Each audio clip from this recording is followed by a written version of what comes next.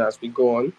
Hi everybody. Thank you so much for joining another episode of Tech Lead. My name is Drukh and I am the Developer Relations Manager at Wilco. If you're yet unfamiliar with Wilco's vision is to empower every developer, regardless of their background or skill level, to unlock their full potential.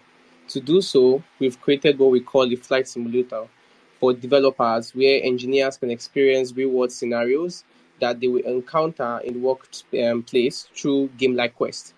As I mentioned, this is the fifth episode of our Tech Lead, our Twitter Space series, where each month we will interview a tech leader to discuss different topics technical team leads deal with daily.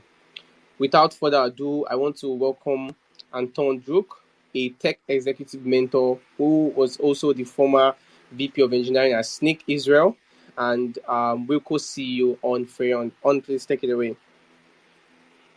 Thanks, Shetty. Hi, everyone. Welcome again. An exciting fifth episode. Anton, thank you very much for joining us today. Before we kick it off, I'll just say that the main topic we will be discussing today is mentorship. I don't know about you, but I'm very eager to hear what Anton has to say about this. So, Anton, why don't we start with you presenting yourself and sharing who you are with our audience?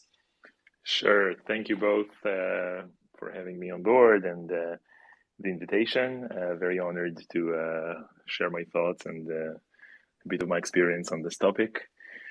So, just to introduce myself briefly, my name is Anton. For the past 2 years, I've been basically self-employed as a tech executive mentor, working with CTOs and VP engineering type of figures, helping them, I would say, avoid the mistakes I've made along the way. I think everyone is entitled to very personal mistakes, and we should carve out our own as we grow professionally. And prior to that, I spent a bit over 5 years at Sneak, basically joining the company as the first employee, and then having the ride of my life, growing the engineering organization and helping the company become what it is, until we were about 150 people across the entire R&D org, in a company of about 650 people. That was about 2 years ago. So that's me. That's awesome. I think I can find a lot of objective answers as to why this was the ride of your life, but just curious if there is one subjective quick response you can say that made it the ride of your life. Well, not only was it the most intense and fulfilling and rewarding professional experience, but also in hindsight, I grew professionally so much during these 5 years. There's very little to compare between me in the beginning of that period and me at the end. And I think it really shaped my professional sense of self. It's hard to explain in a few words, but it has to do with the confidence you feel when you perform a role. It's not like I'm invincible. Imposter syndrome kicks in every time. But something along these 5 years clicked with me in a way that really helped me connect with the role of VP engineering. It's like that's basically the job I was born to do, and I didn't feel like that up until the episode at Sneak. Interesting. We all have this one company or one role, which is like kind of like our mythological X, and is going to be that role that is going to basically be with us for the rest of our lives. Yeah, cool. absolutely. So delving into the topic we have at hand today, which is, as I said, mentorship, we're going to talk about a few things, but maybe let's start with what it means. So, mentorship means that there's usually a mentor and a mentee, right? And there's some relationship between them.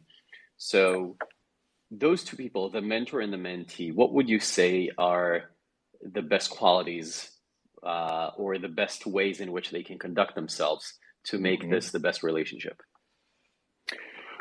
So there's much to be said about the terminology, and it is often conflated. It's not like I have a very objective view of this, but to answer your question, I think there needs to be a mentoring relationship is beneficial to both sides. Okay, this is not just, oh, I'm the mentor, so I know things, and you're the mentee. You do not know things, and you want the knowledge that I have, and it's a one-way street. That's absolutely not the way it goes. I think every party needs to understand what's in it for them, what are they bringing to the table, and what are they gaining in return, and need to be aligned on that, just to talk about it and not assume that the other party is already knowledgeable about it. But I would also say that we usually encounter mentoring relationships when it comes with some hierarchical status. For example, we may expect our managers to be mentors for us in some way. We may expect more senior team members on the team to spread their wings around us and help us grow professionally as well. And while very relevant, people around us more experienced than us are definitely good. Like that alone is a good prerequisite for someone to be a relevant mentor to us. I would also say that a very powerful attitude in mentorship is in focusing on fulfilling the potential of your mentee and not necessarily setting goals for them. I'll give an example. Some of my clients over the past 2 years, along our meetings and our mutual work together, said, "Hey, listen, I feel like we've been working for a few months now. You know who I am professionally. You know where I came from and where I'm going. Can you give me some feedback?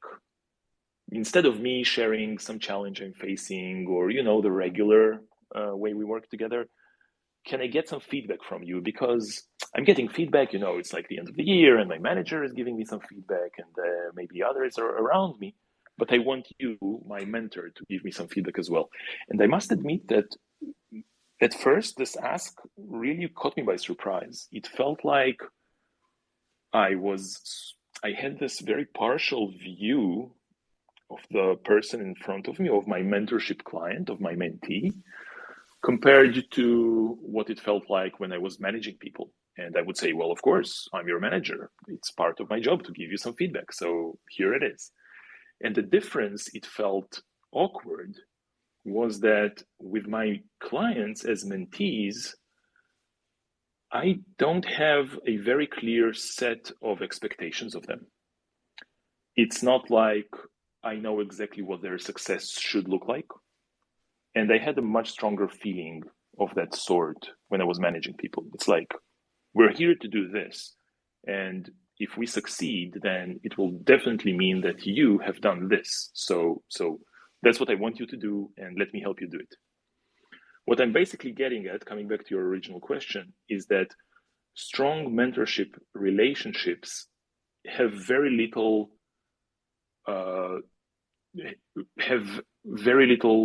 judgmental aspect to them. While it should be easy for the mentor to say, "Hey, I think the next thing for you is to climb that hill. Like, let's figure that thing out." It should be very difficult for a mentor to say, "Well, you know what? I think this isn't working," or "You should have gotten there by now. Like, what's going on?"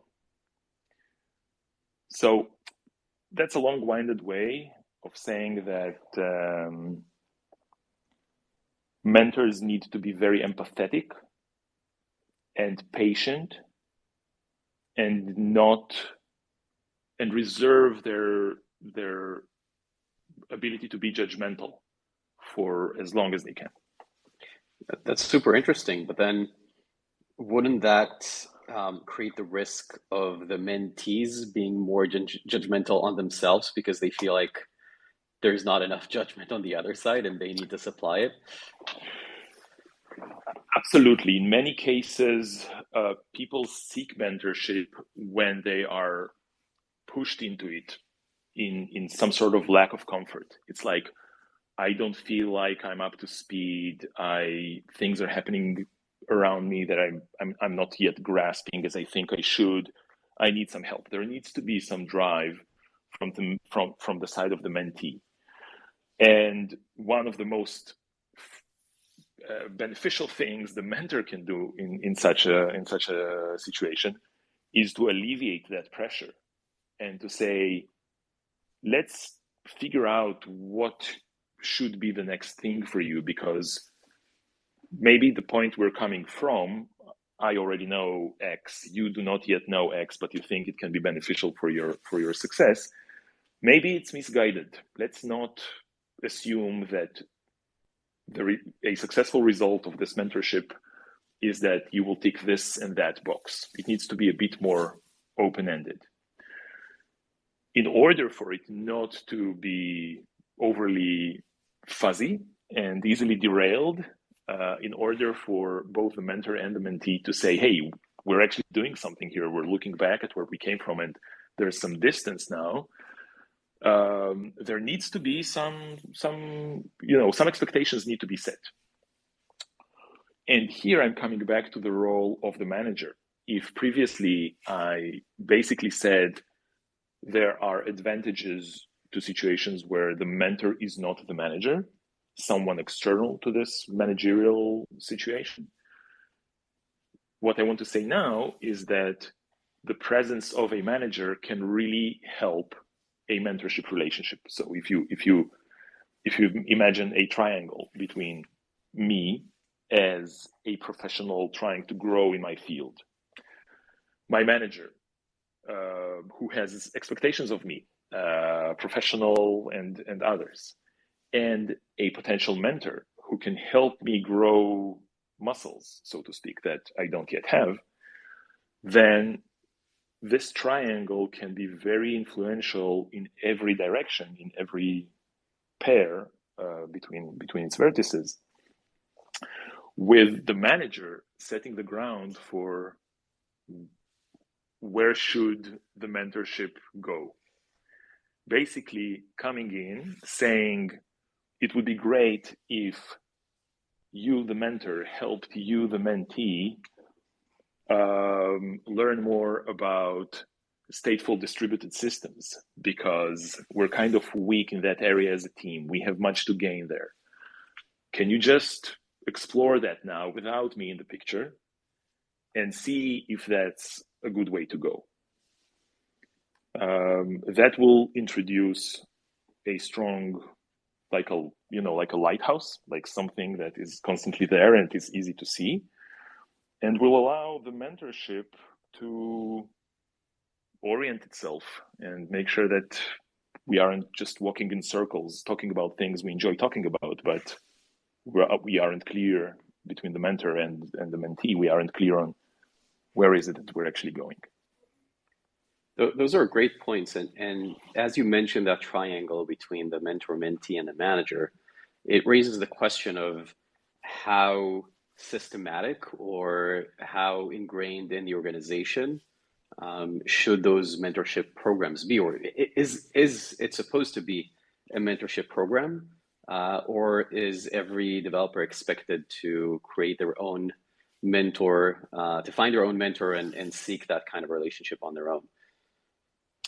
That's a great question, and it's a wide one. Okay, I can approach it from several angles. On one hand, I think that as professionals in the year of 2023, we have so many sources of knowledge and inspiration and growth that we shouldn't be confined to what the company we are working for right now is offering us. Okay, There is much more agency in just learning and growing and pushing yourself forward. And it doesn't have to be passive, like me with some data sources, reading blogs, newsletters, whatever. Those are great. I can also go out and seek things that are close to mentoring relationships. It doesn't have to be a one-on-one thing. It can be oriented towards groups and communities and so on. On the other hand, as a company, you should ask yourself, as a leader in a company, you should ask yourself, how much do you want to invest in people's professional growth? It sounds like every company would want to do that, right? But you need to look deeper and say, are we really here to help people fulfill their potential, their professional potential? Or, for example, are we overly, we want to stay a very small team and we are extremely distributed and communication is asynchronous and it works well for us, but it's very hard for us to onboard new people. So the bar on self-sufficiency is very high when we are hiring new people, and let's not fool ourselves into, yes, of course, we will help everyone grow.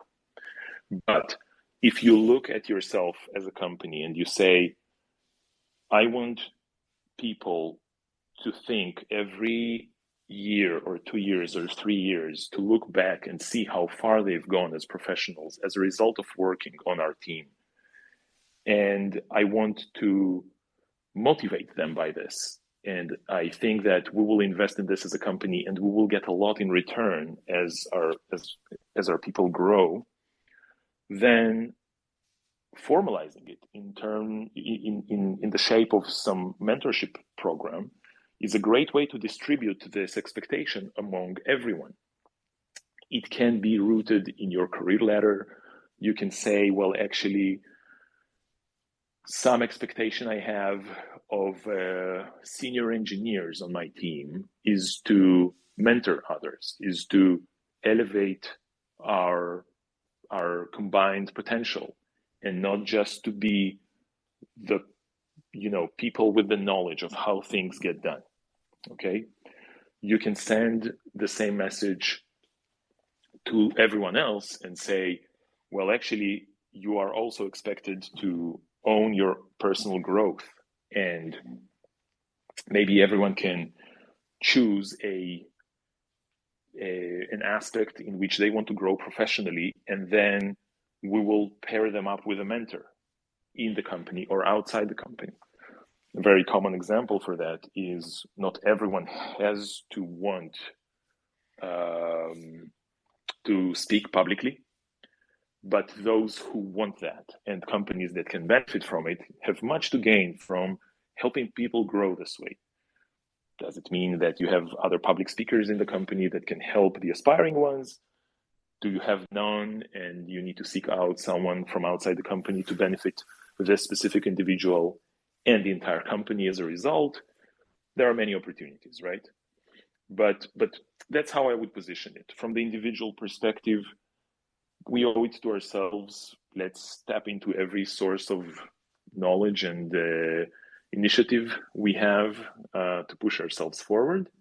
And as a company, you may want to create an environment in which people invest in their personal growth by relying on one another and expecting to be mentees and mentors in different situations. Really, really fascinating. I think this is just the topic of that company and how the company organizes mentorship could be a session in itself, another episode of Tech Lead. But going back to the individual for a second. So let's say you're relatively new member of a team or relatively new to the career of an engineer, and you're seeking a mentor. What are the best tips that would help you find that mentor? I would go for one of two options. One is to seek out people close to you that can pull you up. It can be your team members, friends from school or whatnot. And just to say, hey, how about we meet every now and then to talk about things I'm seeing, and you'll tell me what you think, right? So the proximity, the fact that people are close to me, they know me as a person, they are interested in my success, will be sufficient for us to say, well, we meet, I don't know, like to eat pizza and drink beer every now and then. Why don't we spend some time talking about professional things that can help, and see if we can help By each the other. way, sorry for cutting you off, but quick question, or maybe it's not that quick, but like a mentor from within the team versus a mentor from outside of the team, pros and cons. Let's put it aside for now. I'll Sure, answer that no as well. problem. But Yeah, I thought it was quick, but then as I was saying it, I no, realized it's this is actually a very complicated question. yeah. And then I think the other approach is to say, well, I'm surrounded by people who want to see me succeed, but we're basically all, on the same professional level, and we have the same questions. It's hard for us to enlighten one another. You can do a lot by basically tapping into a community of people who want to help. Open source communities pride themselves in being very welcoming. You can say, hey folks, I'm probably like your least impactful contributor, but I just want to try. Can someone spend some time with me and see if my efforts are bearing some fruit? And then you don't go for something that, you basically cold call on people, and you, whether, ask a question, suggest an answer, open a very tiny pull request, holding your fingers crossed it won't get frowned upon, but you are proving that you can be valuable. What I'm basically trying to say is that getting the attention of people who definitely have the skills to help you can go a long way if you come with an offering rather than a demand. And I think it's one of the basic rules of, growing your own following or on Twitter or whatnot. Like, you need to give before you ask. So something similar here. It may sound counterintuitive, like you want people to help you grow and make progress. So why should you present your strengths? Like, you should present your desires to grow, not what you already know how to do. But think about it from the other perspective. You will be much more inclined to help someone who is trying to do something rather than someone who says, hey, can you help me do something? Okay? It's like proof of work that will push you a long way forward.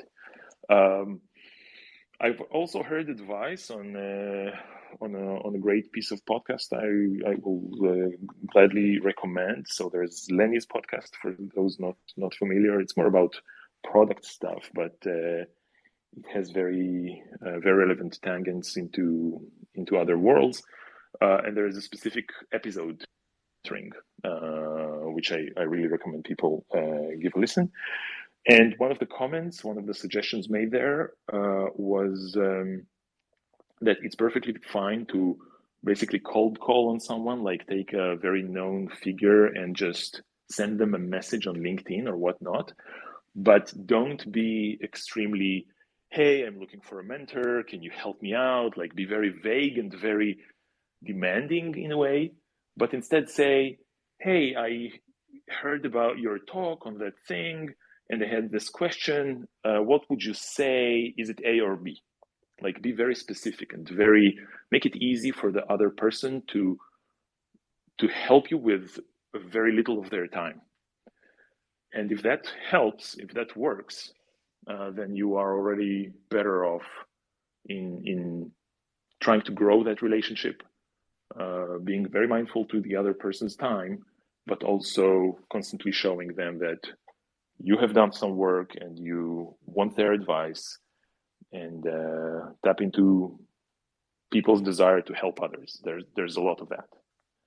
Okay, so just to recap on that, rely more on your immediate network, like people who are not necessarily more advanced than you are professionally, but are more committed to you as a person and will do more to help you out.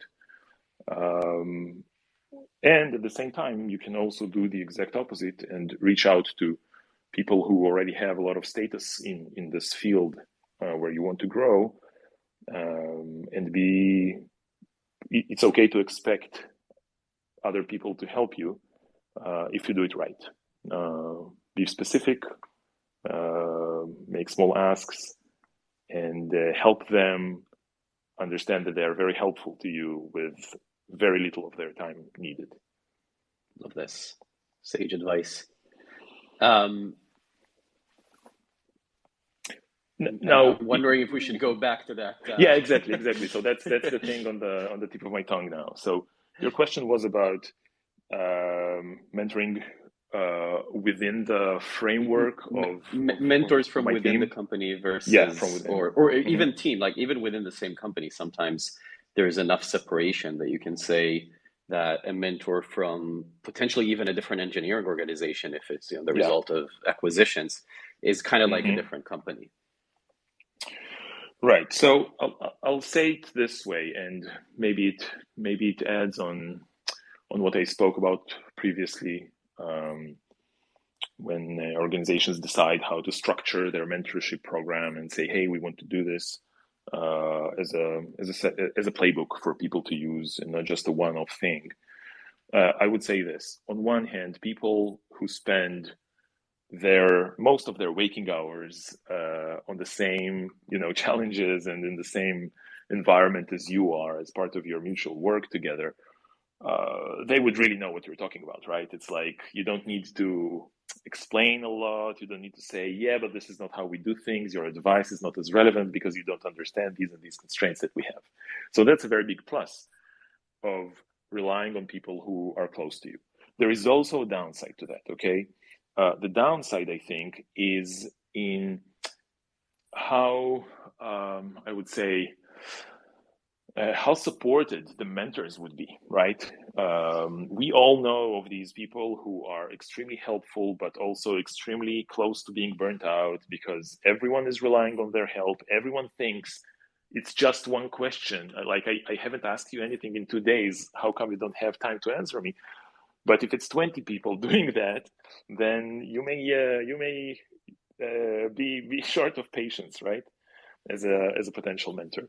So don't overuse such a resource, and really look up to your managers and to say, hey, do we have something more formal about mentorship here? Like, are there people I can rely on to guide me technically, even though they aren't my managers, they aren't even on my team, etc., etc.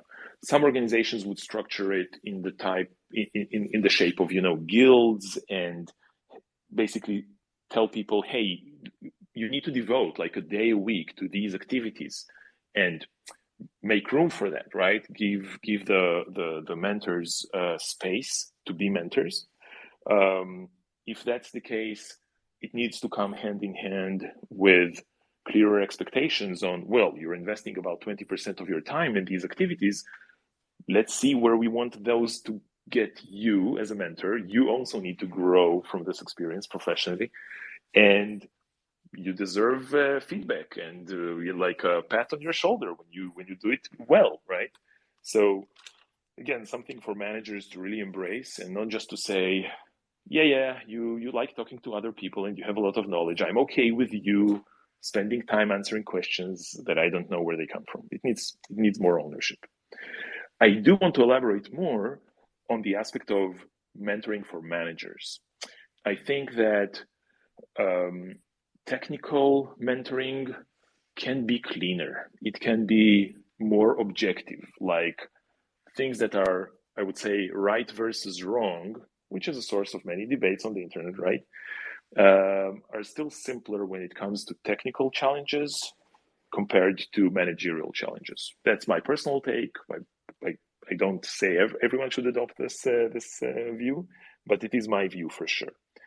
And then managerial mentoring relies much more on, I would say, chemistry, compatibility, not in the sense of we're soulmates, we see eye to eye on everything, but a manager seeking mentorship from another manager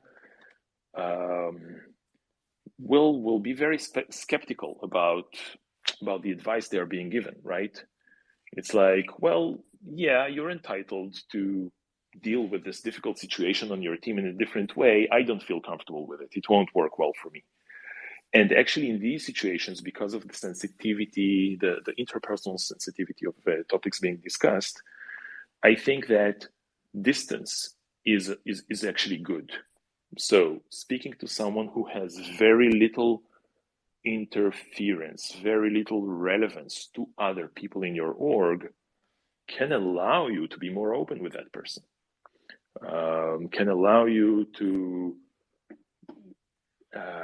lay more on the table and not fear the repercussions of, wait, did I just tell them something they weren't supposed to know?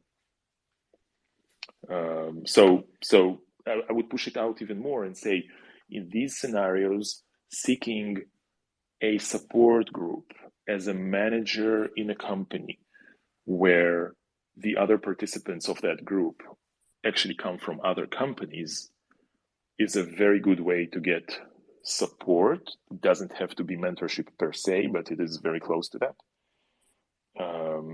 And then relying more on people who are close to your team and to your manager and your day-to-day challenges can actually be can actually hinder your ability to get support. I love what you're saying about peer groups, and it's a concept I'm a big believer in, and I've been in peer groups for at least the past 8 years, I think. And I totally relate to that. And in a way, it's taking the mentorship relationship from being one-on-one to being one to many, or many to many, actually, if we lay it out in engineering terms. But it does raise the interesting question of, as you grow as a manager, it becomes really hard to find people to talk to and get advice from. And those peer groups are great, but even them, there's so much context usually that goes into the decisions you're making that's really hard to relay to other people, even if they know you really well. I absolutely agree. I think there are more factors in play, and we are not sure. It's not, what I'm about to say is not scientific, but it is definitely my current perception.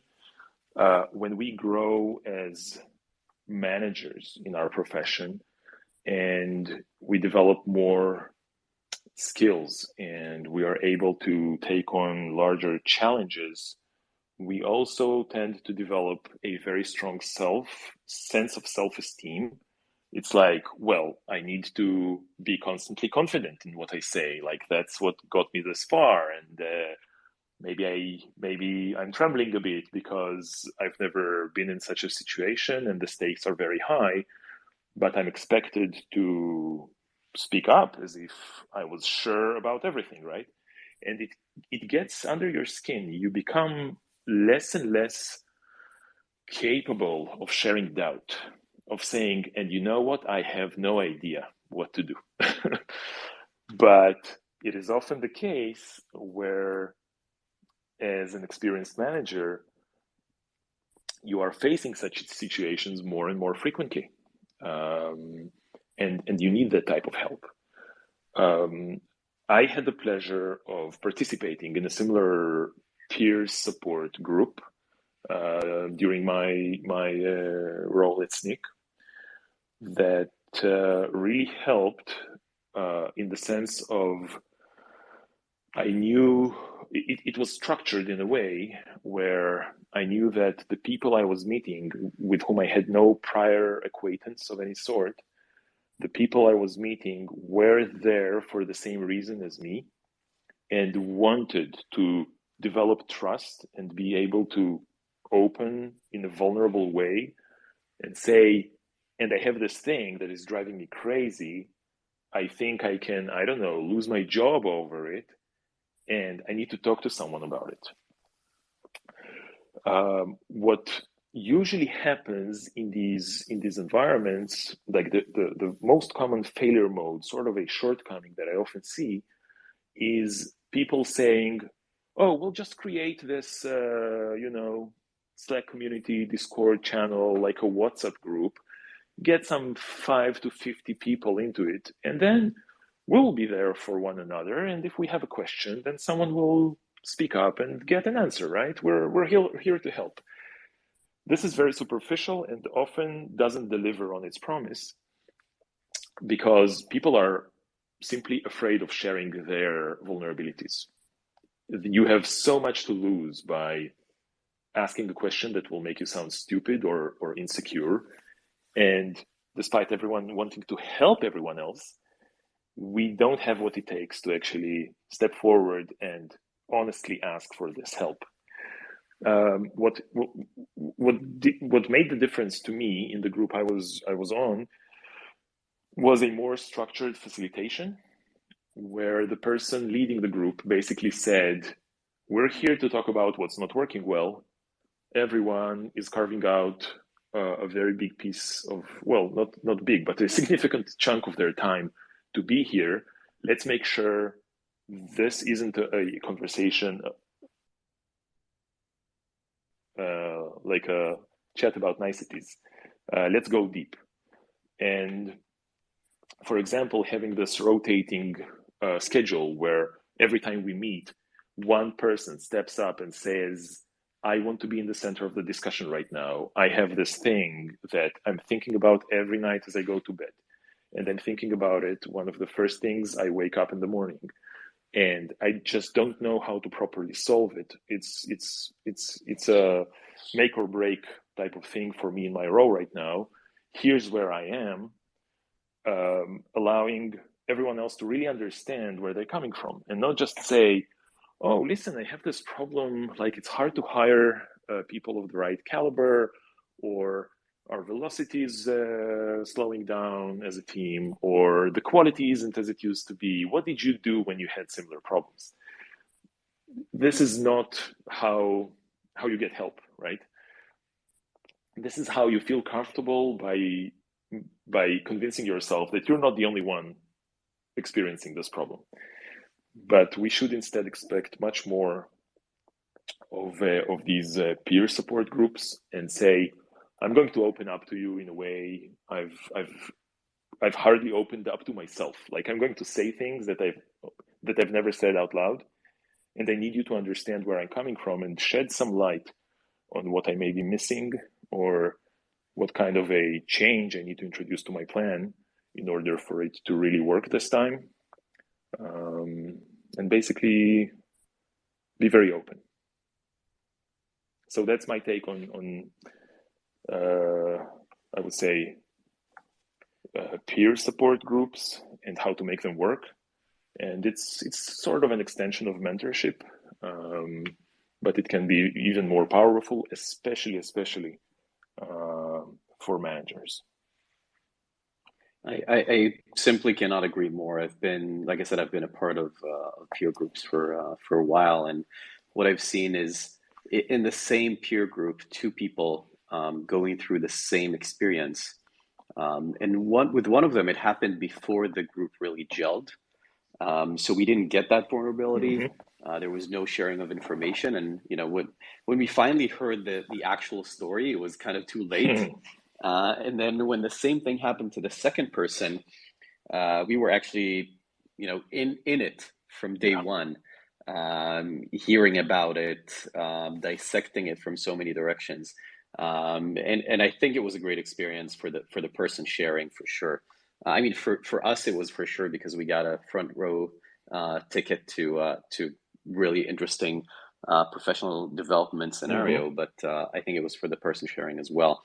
One last question from me before we open this up to the audience. What are some of the anti-patterns or failure modes that you've seen with mentorship? Right. So in the beginning of our conversation, I spoke about working more with your, as a mentor, working more with your empathy and less with your lack of patience slash being judgmental about the other person, like setting overly clear expectations for their progress. That would be one failure mode, where the mentor is basically overriding the mentee, acting as more in managerial capacity. You need to really care about the person in front of you and their potential, and not be accountable to, but this thing we're building has to be built. Like, yeah, it would be great for the person to grow in the process, but we have a deadline coming, right? That's not how you mentor well. Another perspective can be, as a mentor, to be too passive and to say, well, I have the answers, you just need to come with the questions, right? It's like, I've been assigned as your mentor because I'm a front-end expert and I know everything there is to know about front-end. What do you want to do? You need to be able to really explain to yourself, as a mentor, where does your mentee stand right now professionally? What is limiting them? What do they think is limiting them but could be wrong? And what do they neglect and think is not a big deal, but it is actually standing between them and their better professional version of themselves, right? If we take a look wider, I think that companies can really undermine themselves if they treat mentorship too lightly. If they say, well, if you want to do it, then do it, I don't mind. Like, if they make it seem like it's an initiative driven by some individuals on the team rather than a very strong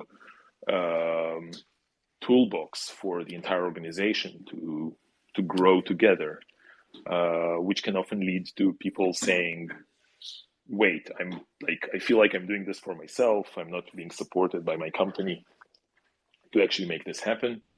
It needs much more support from the managers in the company.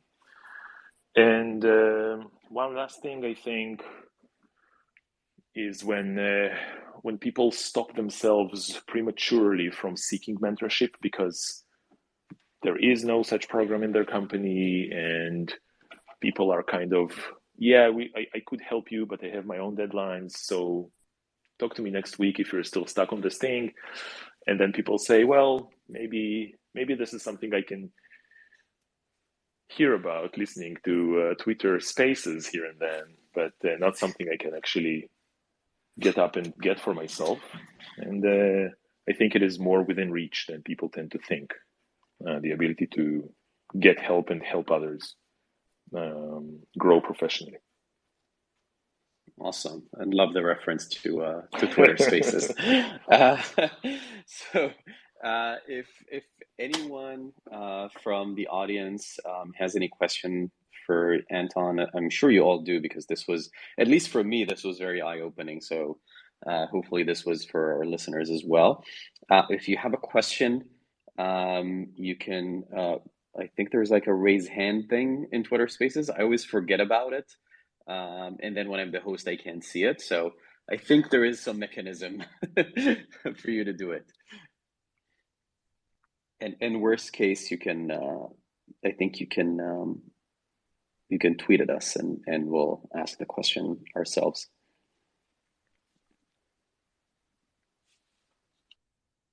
While we're waiting on questions from the audience, Anton, is there anything that I missed that you would like to say?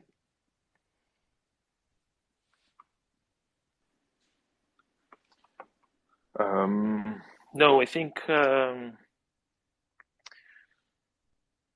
to think what would I'd like people in the audience to think of themselves as mentees about situations they've experienced, and not necessarily ask a question, but maybe share a positive experience with us as mentees that they've been given. and also as mentors.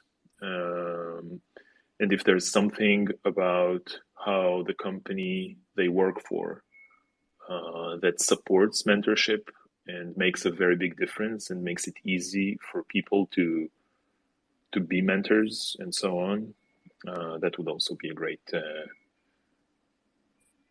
topic to discuss.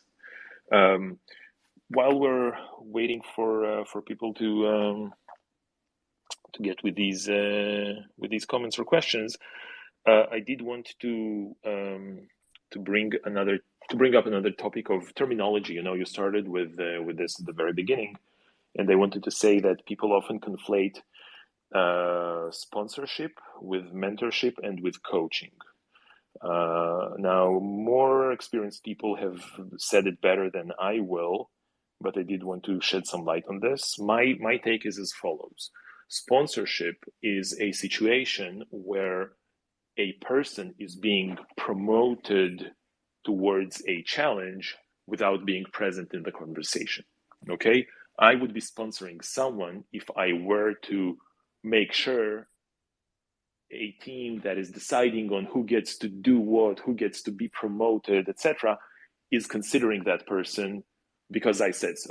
Okay, so that's a very powerful tool for us as managers to basically answer the question, who am I promoting, who am I sponsoring this week or this month?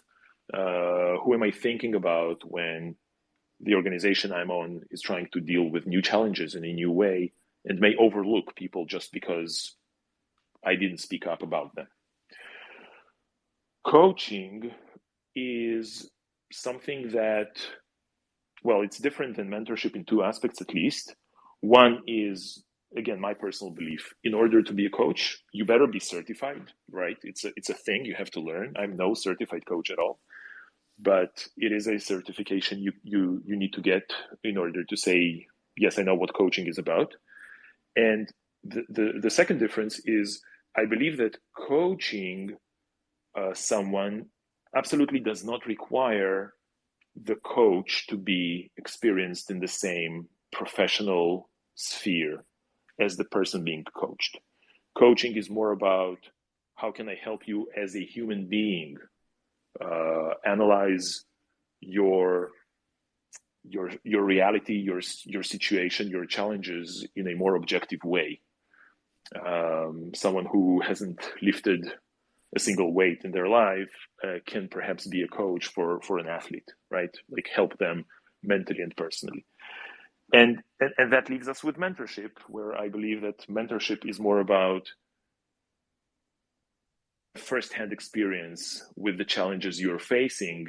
I have different perspectives, let's talk, right? So I can speak out of my own experience with the challenges you're now facing and maybe give you a different perspective, maybe up to the point of prescribing what I think you should do, but not abusing it too much, and telling you what I did when I faced a similar situation and what to be wary of.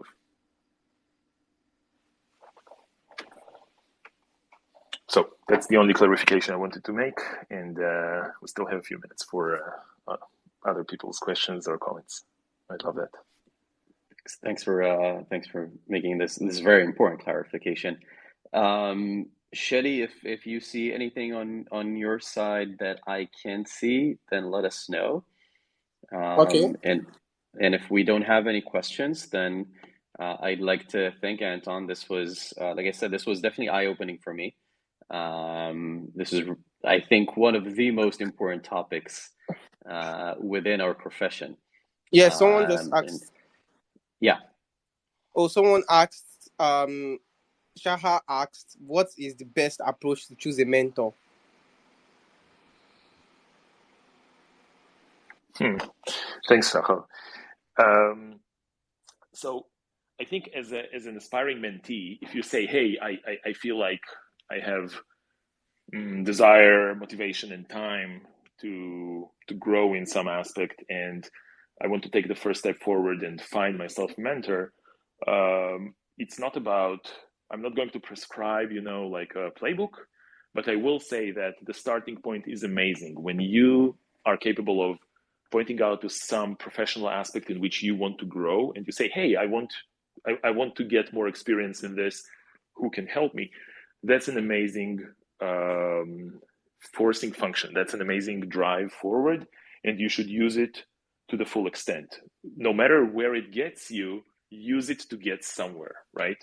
So just start advertising it, start talking about it, start reading about it.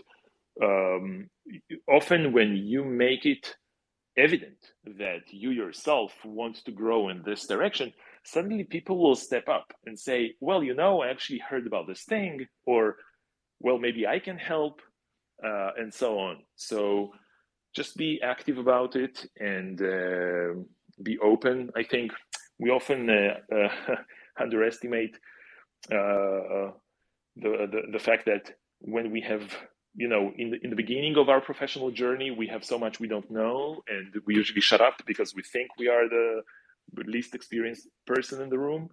But we actually have a superpower, which is called asking any question, right? It's perfectly fine to ask any question, and I wish for myself it would be easier, just as easy as we grow professionally.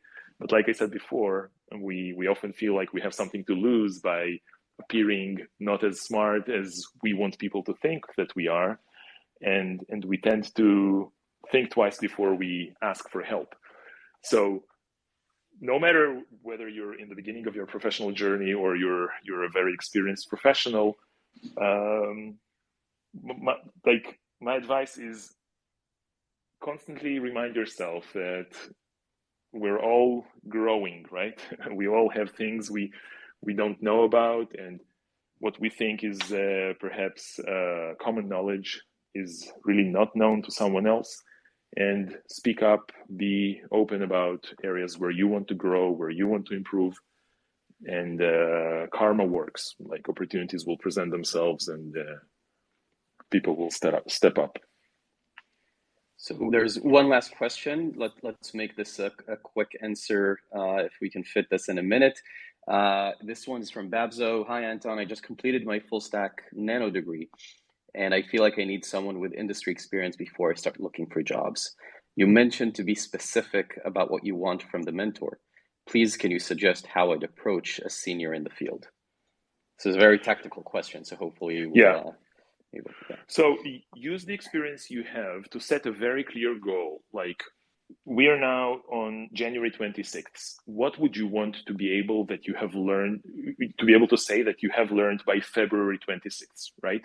It should be very tangible. It should be something that you are aware that is like something that is technically feasible, but right now it is outside of your scope of the experience that you have. The more specific you can be, the more guided you will be towards achieving this goal. And like I said before, advertise it and say, hey, who can help me figure this thing out? I want to make this happen. Go on Stack Overflow, ask people in forums, show that you are very driven towards a specific goal and not just, hey, I want to improve. And people who basically say, hey, all they need is this thing, will help you bridge this gap. I'm quite confident in that. And also, while I don't like to self-plug Wilco, the product, in these conversations, this question is actually very specific, and I will say, use the community edition. It's free. Play quests on Wilco, and I'm sure you'll be able to get a lot of value from that too.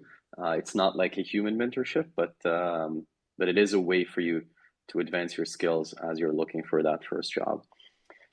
So once again, Anton, thank you so much for sharing your wisdom with us. As I mentioned earlier, one of the most important topics in our field, and I'm glad we had someone like you with so much experience to share it with us. We will see everyone next month when we have the next guest joining.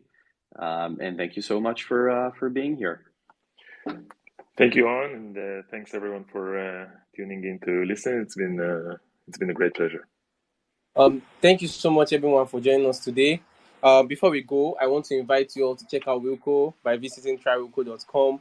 Play a quest or play multiple quests. And finally, don't forget to refer it to a friend if you found it useful. See you all next time. See you all next month. And bye. Thanks, On, and thanks, Anton. Thank you, Jetty. Bye bye, everyone. Thanks. Bye bye.